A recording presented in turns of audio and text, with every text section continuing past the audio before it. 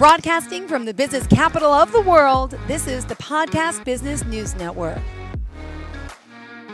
Welcome back to the show. We are so excited to have Liesel Darby joining us here today, better known as, well, the Crown Coach, the Crown Diva. She is my divorce diva and can be yours too at Crown Coaching. She's helping those going through the process of divorce, especially helping these women out, surviving not only the divorce, but the after the fact and what's going to happen, in your new life. And she can guide you here. And that's what she's doing with Crown Coaching. Go ahead. Yeah, hi everybody. I'm Liesel Darby with Crown Coaching, my divorce diva. I am a certified alternative dispute resolution divorce coach, which means I can really help you to calm down the chaos and learn how to engage in conflict effectively so that you don't get stuck and you can keep moving forward. And as Jill said, it's not just during the divorce, but all the way afterwards too, for as long as you need help keeping things Beautiful. moving forward. Oh, well, we're excited that you're back. As always, there's great conversations to be had, and really the benefits of this divorce coaching that you do clearly works. You've been doing it for quite some time, and we're going to talk, though, the positive side of divorce, right? Because there are gifts of divorce, and maybe you don't see them right now, but they'll come to you. So let's start on this topic of the gifts of divorce and maybe letting go of a relationship that wasn't working. Yeah. So, as I always say, when you're in the thick of the ick, you don't see any good coming out of out of divorce anytime soon. And what I used to tell my clients was, divorce is like it's this gift that comes wrapped up in poo. And it's stinky and it's smelly and it seems gross, but it's that poo that is going to fertilize the flowers that come to you down the road. And you might not be able to see them right away. In fact, I can probably guarantee you that you're not going to see the gifts right away. It might take a while, and they're probably not going to come at you all at once, but they are there. They're always there, even if you can't see them at the time. And a lot of times it takes some self-reflection to realize all the gifts that you did get out of a divorce. And to a lot of people, that's just a kind of a startling thought to even have, like, oh my God, has ruined my life. It's turned everything upside down. I have to start over. I financially, maybe I'm not doing so well right now. What the heck are you talking about? Gifts. I would send all of these gifts back I if know. I could. And I'm going to tell you, no, you won't, because once you realize the gifts that you do have, you're going to cherish them forever and say, thank God this happened. That makes me remind me of So that. the reason I Oh, even started, go ahead. no, go ahead. We Yeah. stepped on each other and then it The broke reason up. that Go I ahead. Oh, sorry. And the reason I even came up with this as a topic to talk about today, is just because the other day um, I was actually just walking down the steps, my apartment, going to work, and I had just been thinking about how it seemed, there's lots of studies saying that women usually get the short end of divorce. They usually end up worse off, at least financially, after a divorce. It's usually harder on the women. Like the guys, they don't, Usually. it doesn't hit them quite as hard. So, and I just made me think, like, you know what? I actually am so much better off after my divorce. I'm 10 years out, right? And I wouldn't change it. I wouldn't trade what I have now to go back to my marriage. Mm-hmm. I just wouldn't. And I will tell you that financially, yeah, my life is different, but you know what? It's better anyway. Mm-hmm. It's not about money. Um, I don't I don't really lack for anything that I want. It's the main thing is I moved from a 2,500 square foot house. I'm in an apartment that's under 1,000 square feet. But you know what? It doesn't matter because I'm like, oh, I can only occupy so much space at any time anyway. We had empty rooms in our house. We had a couple bedrooms that were guest rooms that, nobody was in there. Um, I'm perfectly fine in a smaller space. But the other things that I have are just invaluable to me. And it took a while for me to realize what they were. But once I did, like I said, it's like I would not trade these. I would not give these back just to be with, be in a marriage again. Amazing. I So know. yeah, you had touched on this, like, and this is one of the things I thought of, women can, this might help women to think about this too. If you're going through a divorce, no matter who initiated it, you were in a relationship that wasn't working, right? Because you don't break up a marriage if it's going good. Yeah. That does not happen. So either one person's really unhappy, or maybe both of you are unhappy, but something's not working there. And a lot of times people, they go to counseling to try to figure this out. And that's wonderful. If you can figure it out, wonderful. But a lot of times there's things are just too broken that it's not going to work anyway. So you might limp along for a little bit, but eventually somebody will pull the trigger and you'll go on this new path. And while it can be scary, and because you don't know what's going to happen, and you're like, oh my God, I'm going to be single now. What do I do? I've been like me. I went from, knowing my husband in college, and then we got married after college, and then we were together for for 25 years. I had not been single in forever. I didn't know. It was just such a strange feeling. But, part of being single is you get to figure out how to be independent, which is a really interesting journey in itself. Mm-hmm. You might, it's really, a lot of people, like, when you're not in a relationship, when you're not defining yourself as somebody's wife or mother or daughter or whatever, who are you by yourself becomes a big question. And a lot of people don't know how to answer that, because usually if there's nobody to bounce your relationship off of, Yep. all you're left with is yourself. So So who are true. you? Yeah. What do you stand for? What are your values? What do you like? How do you want to show up for other people and show up for yourself? Because a lot of times, like, I don't have kids. So when I was going through my divorce, I didn't have any small children or big children to divert my pain from, right? I mean, I didn't have anybody else. It was just suddenly it was just me, which was a very scary feeling. And I had to figure out, who am I just all by myself? Because I'd always been, because I'd been a wife for so long. Yeah. I'd been a girlfriend for so long. And now it was just me. But once you figure that out, and I would encourage every woman to spend some time to figure this out. And you don't have to do this all at once. This is not like, okay, on Thursday between 3 and 4, I'm going to sit down and figure out who I am. That's No, I not how this can't. works. But little by little, Yeah. that's kind of absurd. Um, just little by little, as you're going through your days, ask yourself, oh, what do I want to make for dinner? What do I like? It's not what does my husband like, or what do the kids want to eat? It's like, what do I want to eat? How do I want to treat myself?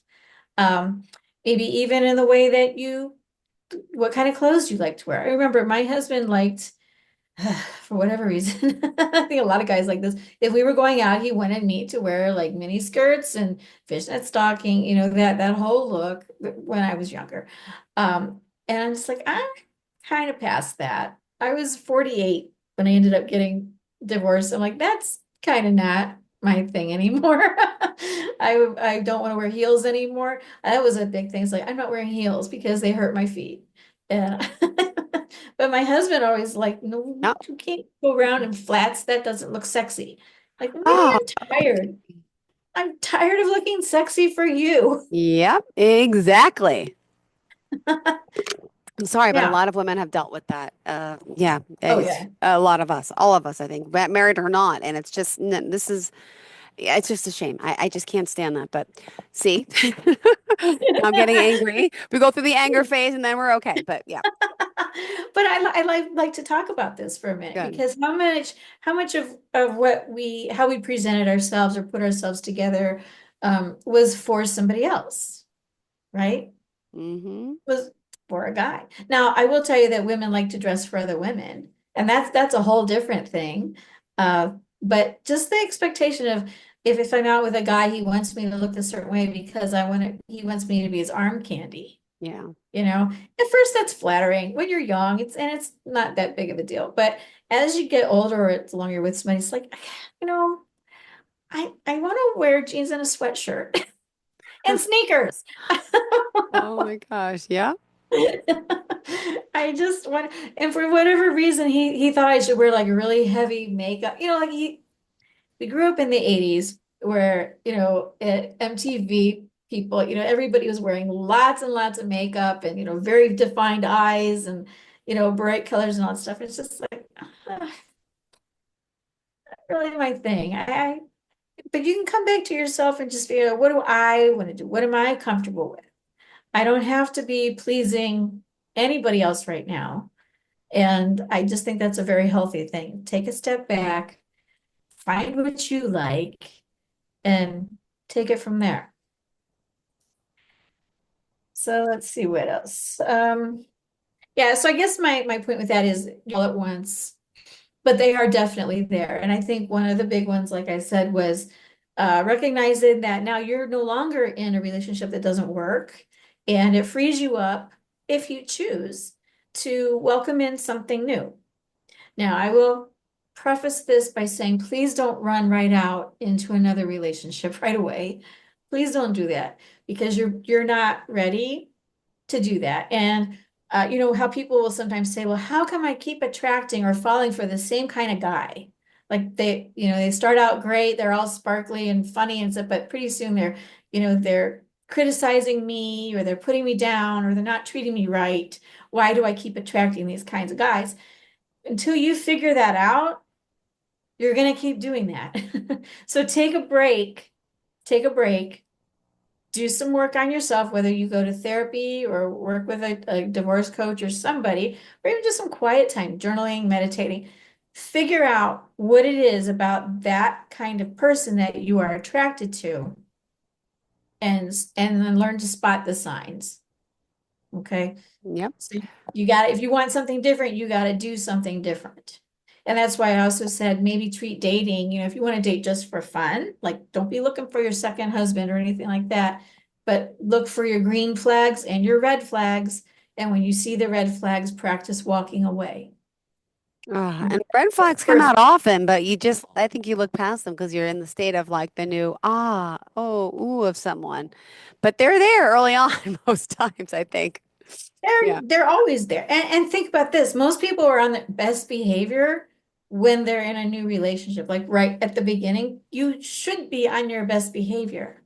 So if somebody can't treat you right on their best behavior window, which, we say usually 90 days to 6 months, 3 to 6 months is probably a good gauge for when people keep that part of themselves front and center. And after that, it kind of gets tiring and their real personality will start to show through.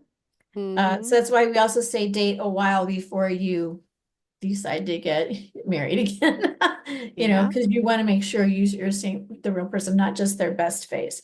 But if somebody can't treat you right when they're even in this phase where, everything's supposed to be hunky-dory and roses and romance, that's a huge red flag. That's huge. If they can't treat you right during that Yeah. window of opportunity, so to speak, please don't think that that's going to get better. Never will. No. So take your time. Take your Beautiful. time. Get to know yourself as just your own person. Uh, and take notes if you need to, and just practice. And again, here's another thing too. So if you're used to acting a certain way in a relationship, and now suddenly it's you, and now you're kind of just testing out, what do I like? What do I not like? That might feel very weird to Yeah. allow yourself the time and the space to do that. But it's like anything else that's new, a new behavior, it's going to feel weird until you just practice it enough. So give yourself some slack and Beautifully said. resist the urge just to fall back into old patterns. And be nice to yourself. This is a time where divorce is stressful. There's no way around it. It's stressful. You can make it less stressful. A divorce coach can help you do that, but it's still stressful. So cut yourself a break and be nice to yourself. This is a really good time to pamper yourself. Um, Find out if you like massages. Find out if you like getting manicures if you haven't done that before. Like I'm not really a manicure girl, but occasionally I do like a good French nail. Uh, but just, play. This could be a time to experiment and see what you want to do. Hmm. Oh my goodness. And you may be like, how did I let this all go? I'm loving my new life. And you will eventually. It just takes that time. And Yeah. this is your goal. This is you want everyone to move on to be happy. You can empathize. You've been there and you've helped so many people do this. And let's talk specifically about the role of, someone like yourself as a divorce coach about how you can really help them, move forward and along, this new chapter in life. Yeah. And that's one of the very, very favorite things I like to say is you have a new chapter, right? I always say divorce is an ending, it's also a beginning. And if you look at it as the metaphor of a chapter, well, you get to write this, right? Yeah. And you can write it however you want. So you can stay in a place where you're stuck and you're bitter and you're mad and you're angry and all these things, but you can also decide, like, you know what, I want to move through this differently. And that means you have a change in your attitude and Hmm. your headspace here. And again, I am not saying this is easy. I'm just saying you have a choice. And again, if you're so used to staying in a bad space, when you try to move into a good space, it might not feel comfortable. And you're going to want to go back to what you are comfortable with, even though it's not the healthiest thing. So give yourself some time to acclimate and just to get used to thinking different thoughts. I mean, that's what this comes down to. So, one of the things that I help people do is we do talk about your emotions. It's not at all about stuffing emotions down and letting them fester and then they're going to come out as physical ailments. That is not what I'm talking about. We acknowledge, right? When you acknowledge a feeling, you take away its power because Hmm. now you can just kind of hold it out there in a more detached way and say, you know what, I am feeling really sad about this, or I'm feeling really mad about this. Uh, but that doesn't have to consume me and it doesn't have to drive my actions. It doesn't have to drive my behavior. So that's a really big distinction. Like I can have all these feelings, talk about them, acknowledge them, and then say, but that doesn't mean that I have to act a certain way on them. And Hmm. that's so powerful. When you really get that, you have a lot of power. And that is one of the gifts of coming through a divorce is you find out that you have so much more power than you've ever given yourself credit for. You are stronger than you ever knew you were because you don't know your strength until you have to use it, right? So as long as everyday life is like hunky-dory and butterflies and rainbows, Yeah. there's no reason to have to use your powerfulness to get through the day. But when you are facing some adversity, you have to dig down and figure out how am I going to do this? How am I going to get out of the fetal Right. position I off mean, the yep. couch and I have to go and talk to some people here. That's when you find out that you do have strength and you are resilient and you will do this. And again, sometimes this is in looking backwards after you've had some time and space to do this. And then you can look back and say, oh my God, look how far I've come. I would have Ah, never been able to do this, or I've never done this before. And look at this. Ah, we can do so much more than what we give ourselves credit to. But I also think it's really, really important to get support, right? So you yep. don't, as powerful and wonderful as you are, you don't have to do this by yourself. Get your support, find your girlies, get your good, family around you, join a support group, talk to a divorce coach, get other people in your corner who can help carry this load. And maybe even to help point out to you how far you've come. That's what I do too, is because I have a different perspective on things than my clients.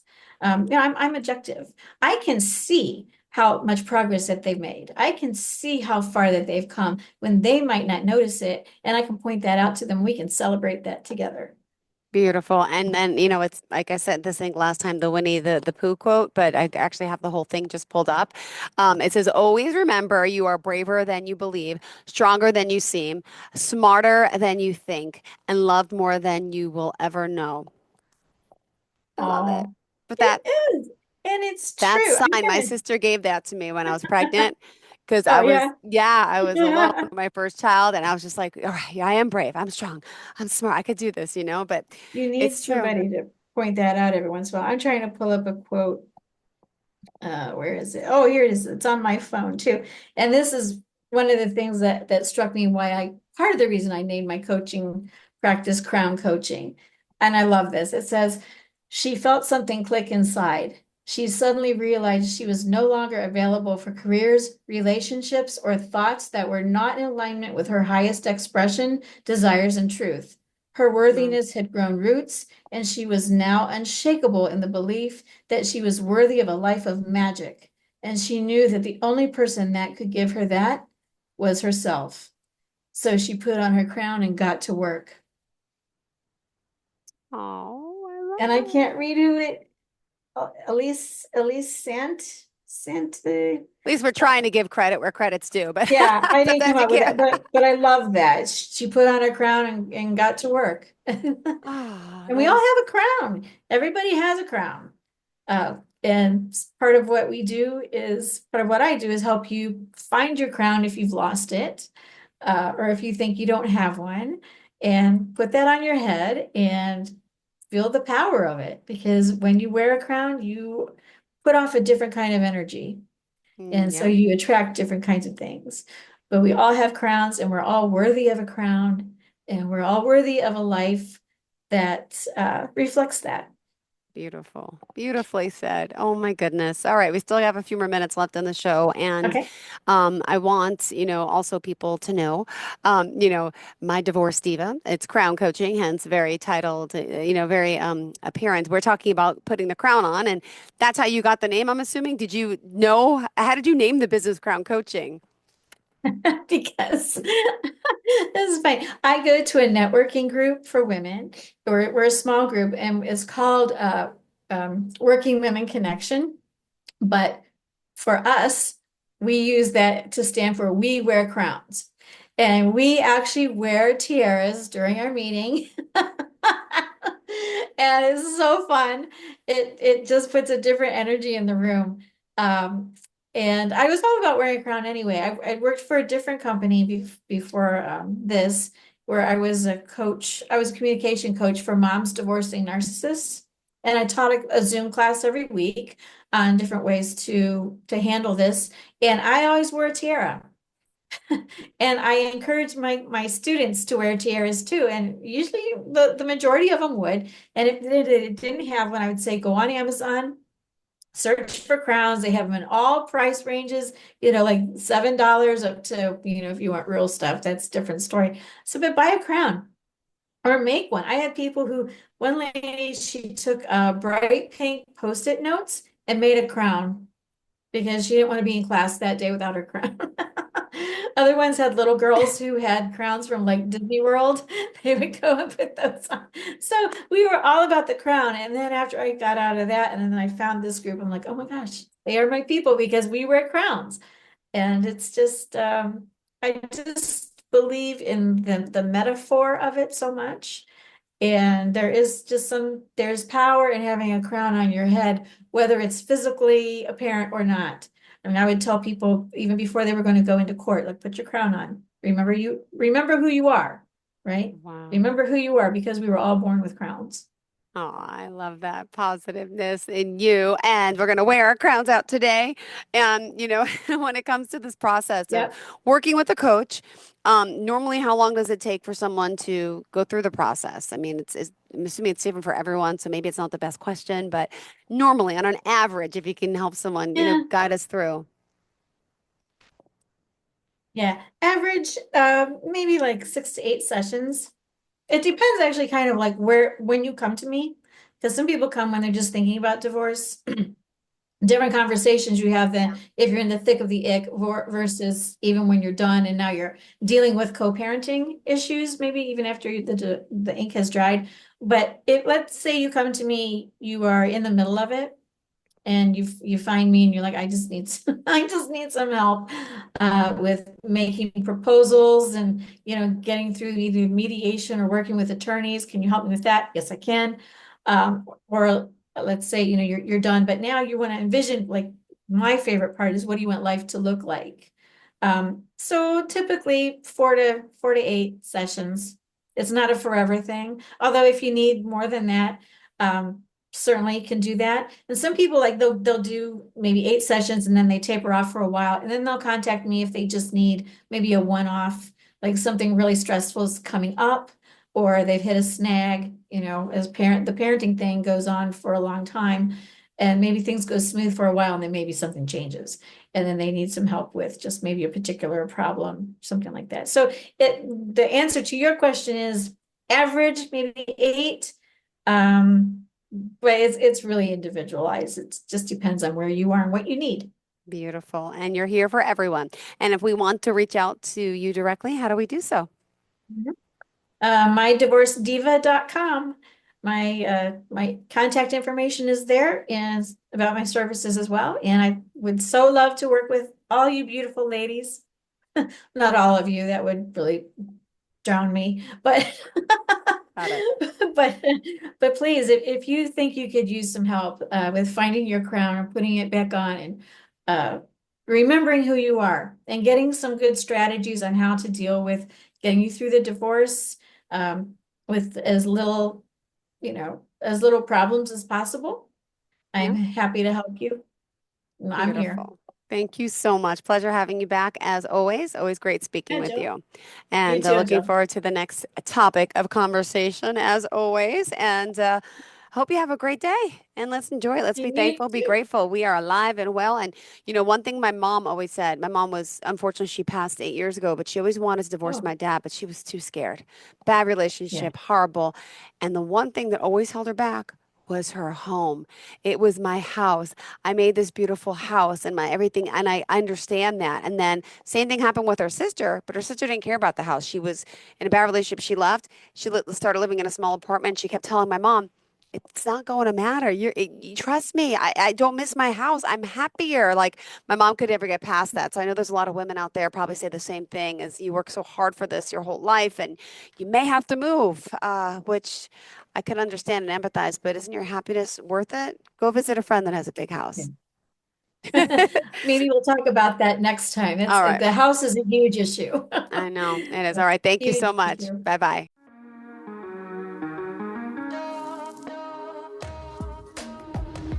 Broadcasting from the business capital of the world, this is the Podcast Business News Network.